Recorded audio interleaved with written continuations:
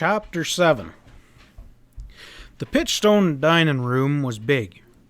Everyone eating at a long single table with worn plank benches running along either side. The quality which Pat and Ezra chiefly felt in the atmosphere of this place, as they shoved their legs under the table at supper time, was one less of hostility than of cold indifference. None of the large Pitchstone crew appeared to the accord pair more than a curious glance. Pat was not long in gathering that at this spread the rule was every man for himself, with Squint Larkin exerting a dominant influence. It was the usual case with ranches under the management of absentee owners. The early flowers which Pat had observed springing up about the ranch house itself were the sole remaining sign that a woman's influence had ever been here. As the present manager, Larkin sat at the head of the table. He cast a constant, supervising eye over the silent men, his glance returning again and again to Pat, as if unable to put him entirely out of his mind. It was, on the whole, an unfriendly scrutiny. "Strangers to this range?" asked Evans. He blew out finally, pausing in the act of blowing on his coffee. He had put them in the position of volunteering their names not long after their arrival, and both had scorned evasion. "You could call it that." Pat nodded briefly. Larkin chewed methodically. His gaze was vacant, only to pause at a thought. "What's your interest in Vern Hunter?" he inquired abruptly. Pat hoisted his shoulders. "Pitchstone, it's a big outfit, Larkin. I've heard of it, of course, as far away as Greenley," he returned, conveying an impression that he might have come from there without actually saying so. "Reckon I understood that Hunter was one of the big augers out here." Arguing a large ignorance of the ranch affairs, as this seemed to do, it mollified Larkin's suspicions of them somewhat. Still, he remained unsatisfied. "Oh, shucks, no. He's only a small rancher.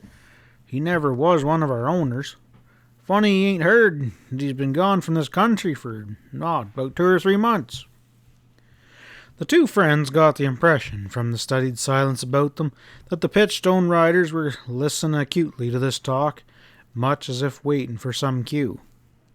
There was no particular safety to be looked for here, but certainly, if the assassins who had jumped Pat that day on the range were connected with the ranch, none had as yet succeeded in getting a word to Larkin as to his identity.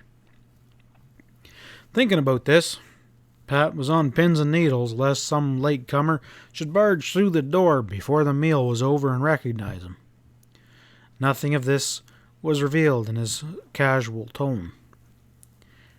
"Come to think of it," Larkin lifted his head, "seemed I recall hearing that Hunter took to the horse trading over west on the Utah Breaks on the other side of the mountains." He fixed his heavy gaze on one of the punchers, a grizzled and surly old fellow of about 60 and seeking confirmation. "Is that the way you got her, Checkers?" The grumpy puncher muttered his assent unwillingly, it seemed, and no one else contributed anything else at all. Seeing a covert and satiric glance pass between the two wooden-faced men near him, however, Ezra was about to snort contemptuously at Larkin's pathetic, transparent deceit. Just in time, Pat's boot trotted on his foot underneath the table. "So, that's the way Hunter went." Pat took up the talk, pretending to cover poorly a manifest satisfaction. "Well, maybe I'll hunt him up, Larkin, if I ever drift over that way." "I've got business with him personal, I take it," returned Squint, with crafty indignation. "Oh, nothing that can't wait," supplied Pat, with equal artistlessness. "I don't actually know the fella, but from what I've heard, he can be trusted to meet his bills." Squint appeared to accept this at face value, if his reaction meant anything. He turned his gruff talk to other topics and presently fell silent. The meal was over, and the men scuffled from behind the benches and then filed out. Pat made it a point to stick his head through the kitchen door and thank the cook. He and Ezra shortly made their way back to their horses, rolled a smoke as they did so. "Shoving off, huh?" Larkins called after them, strolling forward. "Yeah, I reckon we will, Larkin," nodded Pat. "It'll cut down on the amount of ground that we'll have to cover tomorrow." This hint that, whatever their purpose here, the morrow would probably find them a long ways off, seemed at last to content the wary foreman. He talked for a minute longer, no longer showing the slightest stiffness of manner, and lifted his hand in a careless farewell as they swung up and jogged away. It was Pat who took the lead, and he headed west into the blazing sunset, heedless of Ezra's grumbling protests. "We're making for Montana. Ain't going a foot out of your way for any of that hogwash that liar was ladled out, are you?" The lanky redhead grumbled. "You'll find that I'm not," Pat tossed back crisply. "Swing north now, Ezra, and you'll ride into the whistling lead. Larkin, he's letting us ride away, but he ain't altogether satisfied about us. We may be watched for miles." Inclined to minimize any peril from that direction, Ezra nevertheless allowed himself to be persuaded. They soon found themselves in the midst of broken and chopped-up rangeland, gashed by washes and hemmed in with pine-fringed barricades. It was a peaceful evening, the quail whistling in the brush, and both rode for a time in silence, their thoughts ranging backwards. "That's a cagey outfit back there," commented Ezra at length. Pat agreed. "They got something covered up, Ez. That's as plain as daylight. Men don't live that way, watching each other like a pack of animals for a few dollars that's there in the cow business. That is, if they're on the level." "Oh, it's a smelly setup. Why not grab at the chance of busting it up right here?" Pat shook a decided negative. They're well dug in to hope for any justice now, without any concrete evidence to lay before the law. Way to come at that crowd is from behind. Those birds there are only following out orders, and the trouble is, we don't even know who's handing them out." "Well, there ought to be ways of finding that out," groused Ezra. "There are," Pat nodded cheerfully. "And a swell chance of getting yourself knocked out while you're doing it." Reflection from the violent sunset sky cast a rosy glow about them as they rode. The very air seemed to be taking on a wine-like tint, and it was a common phenomenon in the high Rockies, and they were enjoying it with a part of their minds, still discussing their problem, when the faint, shredded crack of a distant gunshot came to their ears, and both froze to attention. "Think that's a signal shot?" Ezra muttered uneasily, for it had come from far to the rear. For answer, Pat pointed behind them to where, a long ways off, a single rider could be seen pounding in their direction. Aim to overhaul us again, ain't they?" His tone was of huge disgust. Pat kicked his bronc into swift motion. "Come on. Somehow I don't hanker to be banding words with that oily Larkin any more tonight." They set off with a rush, the heels of their horses scattering gravel as they made for the open. This broken land was such that a number of men might easily contrive to close in on them almost before they were aware, unless they put some considerable distance behind them in a hurry. "Gonna be getting dark in about half an hour. Ought to be easy to pull away and leave 'em flat with that," Ezra pointed out.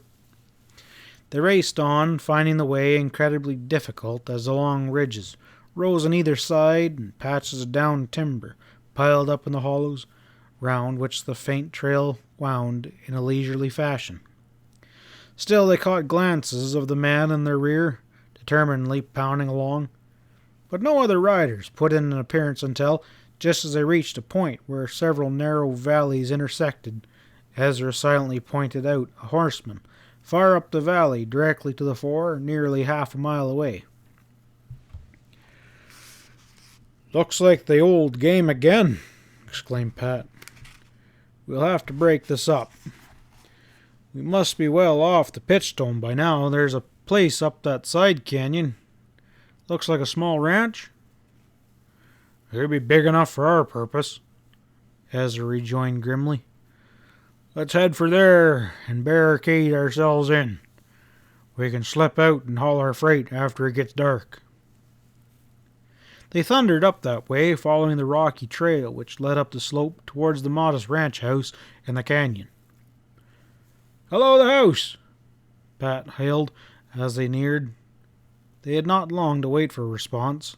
A hatless, bearded old fella kicked the door back to peer out, and then stepped hastily out in the open. "We're being fogged for no good reason," Pat told him swiftly. "Any chance we can ford up in your place till dark?" The absence of any plausible story appeared to make a good impression. "Come on in," was the instant gruff response. "Don't know who you boys are, but I'll take a chance on you till I get a better look at those other fellers." They hastily hauled their broncs into the log stable built against the cabin, and the slab doors were shut and barred. Twilight still cast an eerie light over the lonely canyon slopes, affording barely sufficient light to make out moving objects. Rifle in hand, Ezra was peering intently through the narrow chinks in the front, and abruptly he snorted. "That nervy hombre that was following us is still coming. Right, coming up that trail, too." Pat confirmed this with a look. "Must be awfully foolhardy or pretty darn sure of himself." "Well, should I give him one to think it over?" Ezra was already lifting his weapon. "Nah, hold on." The elderly rancher stopped him gruffly. "I'm known around here. What more? I gotta live here, and you're just riding through. Let me just step out there and parley with that bird. Maybe I can steer his crowd off." Ezra would have vetoed this, but Pat had briefly signaled an assent. Cap and ball revolver in hand, the doughty old rawhide slipped through the door and moved into the open. He waited till the newcomer was within hail and raised his cracking old voice sternly. "That'll do till you account for yourself," he called out, warning. "I'm funny about who rides up here after dark. Well, if you don't draw the line at those two ornery jugheads, there ought to be no question about me." Ezra promptly let out a whoop at the sound of that voice. Next moment, he was tearing at the fastenings of the slab door as if he would rip it off its leather hinges in his haste to get outside. "Hurls bells! How crazy can you get? That's Sam out there, not anybody else." Pat shared his genuine surprise. He lost no time in making his way into the open on Ezra's heels. The old-timer, a moment before so gamely ready to defend them against none knew precisely what, now stared with dropped jaw at Ezra's lanky legs that carried him rapidly in the direction of the newcomer, the most reckless of insults boiling out of him as fast as he could give them an utterance. "Oh, it's all right. He's a friend of ours after all," Pat advised the rancher hastily. He grinned. "If Ezra don't sound much like it, you can lay it to his casual's manners." Moving forward a moment later, Pat accosted Sam with considerable severity. "What's the idea? I told you to stay and watch that girl." "I would have too," Salone tossed back. "She disappeared, Pat, the day after you left." "Disappeared?" Pat was incredulous. "Where to?" And Sam assured them quickly enough that it wasn't his idea. He'd only learned of her absence from Dutch Springs by accident. By that time it had proved too late to learn more. Della had left no word. After a brief talk, Pat turned to the aging rancher. "Well, I guess we owe you an explanation there, Dad," he allowed. Without preamble, he described their search for Vern Hunter in Dell and Follonsbees' interests and their adventures on the way, leading inevitably to the belief that some further attempt to stop them might be made. "We didn't expect to find Hunter at Pitchstone's, of course," concluded Pat, "but all the same, it seemed like a logical place to start." The old man, whose name proved to be Barney Woods, scratched his thinning hair thoughtfully. "Vern Hunter, eh?" he repeated reflectingly. "Maybe you could tell us something about this Hunter that might help us locate him?" "Well, I don't know." Disinclined at first to talk, while he continued to study them narrowly and seemed to be weighing their words, Woods presently came to a decision. He began rambling and drawing a curt but graphic sketch of Hunter. "Well, he fancied himself a big operator, Vern did. Wouldn't swear he was too well liked on this range, though, Stevens. I figured he was planning to marry into money." "In the shape of Bart's daughter?" Bart asked. "That could be." Woods would have allowed himself to pin down to nothing definite. "Hunter, he spent his share of time hanging around Dell. She just laughed when I joshed her about men. I never gathered who it was she liked, but Vern sure thought he had himself a chance. Then old Follonsbees' foot slipped. I never did get the full story of that." Old Barney's defiance advertised his reluctance to discuss a neighbor's trouble. "Anyhow, Hunter, he managed to save his share out of the wreck and dragged his hump out of here. Understand he's doing right well up there in Montana." The last remark advised Pat that at least Woods was entirely willing to tell the truth as he knew it. Squint Larkin must have also been known well enough that Hunter had last been heard of in Montana. Yet he had chosen to withhold that fact. 10 minutes later, they developed the plain certainty that Barney Woods knew little or nothing of either Vern Hunter himself or the affairs at the Pitchstone which could be of any practical service to Della. Pat declared his intention to shove on without delay, and Ezra got the horses from the stable. It was full dark now, and the white lights gleaming overhead in a moonless sky, pale and remote. Woods gruffly pointed out the best trail north, and before many more minutes they said their goodbyes and pulled out. "You notice the envy in that old bugger's eyes?" Sloane grinned once they were out of hearing. "He sure would be like to forking a horse and coming along." "Oh, he's no worse than you," retorted Ezra unfeelingly. "Trapezing after us bent to hell, and like as not dragging every gun-happy tracker in the hills with you." Sam uttered a recluse disclaimer. Even after he was told their adventure in the rocks and their cool reception at Pitchstone, he showed strong doubt that there could now be any man within miles who was hostile to their purpose. They could only hope he was right, but Pat insisted on putting on more miles before them. Under pressure of Salone's groaning complaints, he consented to haul up long enough to boil coffee and talk over their prospects while they stretched their legs and allowed the horses for an hour of grazing. "What's your plan, Stevens?" Ezra demanded, hunkering over the tiny fire they'd built in a brushy hollow, well out of sight from the open range. "Well, it's pretty vague," confessed Pat. "It's got to be, till I learn more."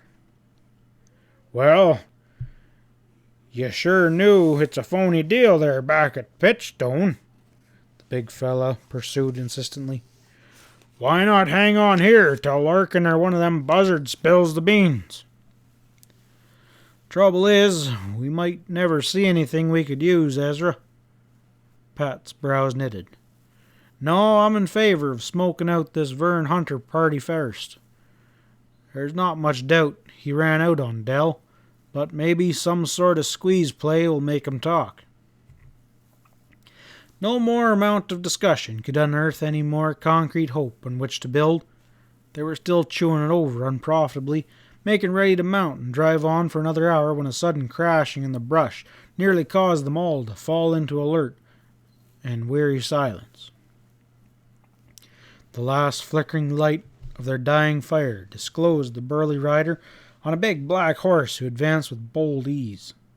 His eyes gleamed under the shadowy hat brim as he scanned all three of them with lightning quickness.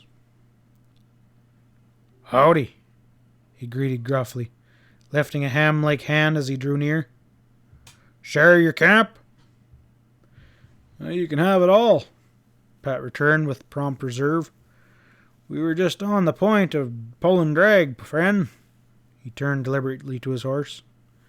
The giant stiffened. "No, you don't." He whipped out with authority. "You ain't going nowheres till we talk this over, and that be final." End of chapter 7.